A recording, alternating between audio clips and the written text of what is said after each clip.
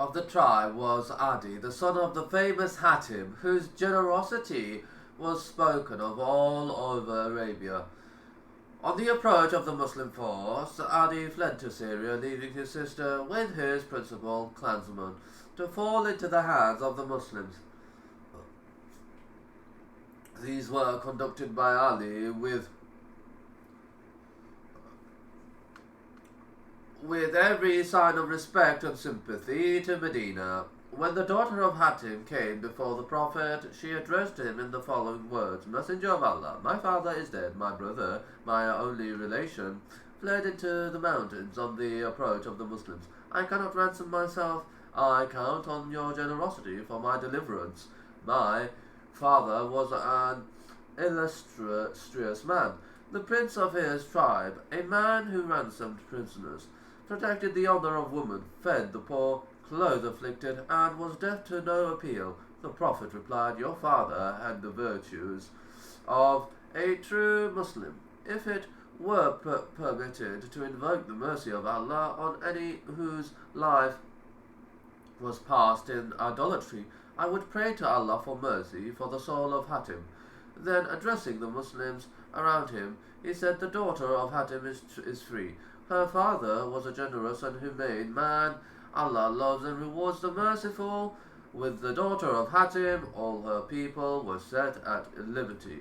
She proceeded to Syria and related to her brother the generosity of Muhammad. Adi, touched by gratitude, hastened to Medina, where he was kindly received by the Prophet. He professed Islam and returned to his people and persuaded them to abandon idolatry. They all submitted and became devoted Muslims. Hitherto no prohibition had been enforced against idolaters entering the Holy Kaaba or performing their abominable rites within the sacred precincts.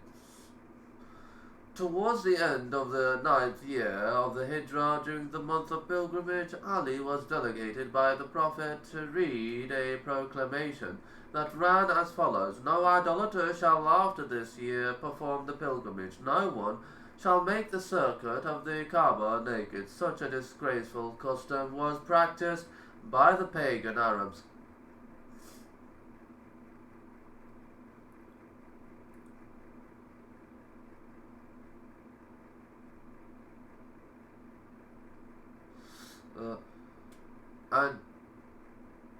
And treaty was the Prophet shall continue in force, but 4 months are allowed to every man to return to their territories. After that, there will be no obligation on the Prophet except towards those with whom treaties have been concluded.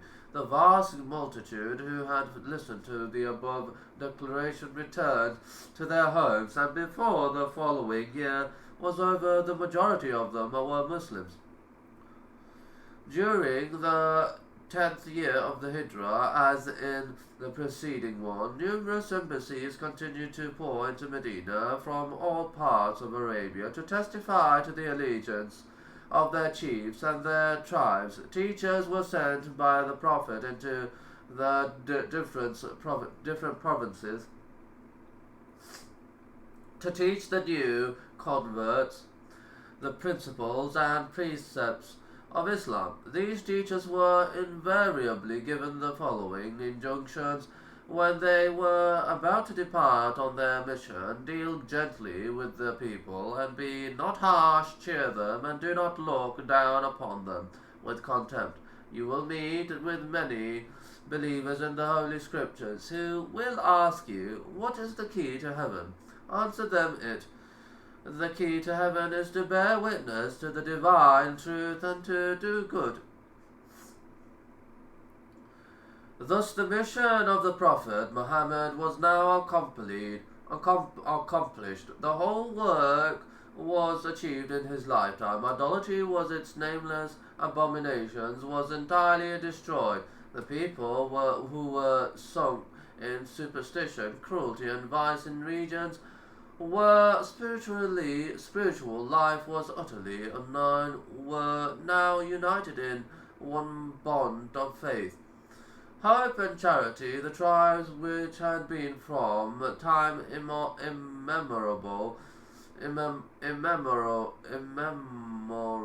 engaged in perpetual wars, were now united together by the ties of brotherhood, love, and harmony. Henceforth their aims were not confined to this earth alone, but there was something beyond the grave, much higher, purer, and diviner, calling them to the practice of charity, goodness, justice, and universal love. They could now perceive that Allah was not that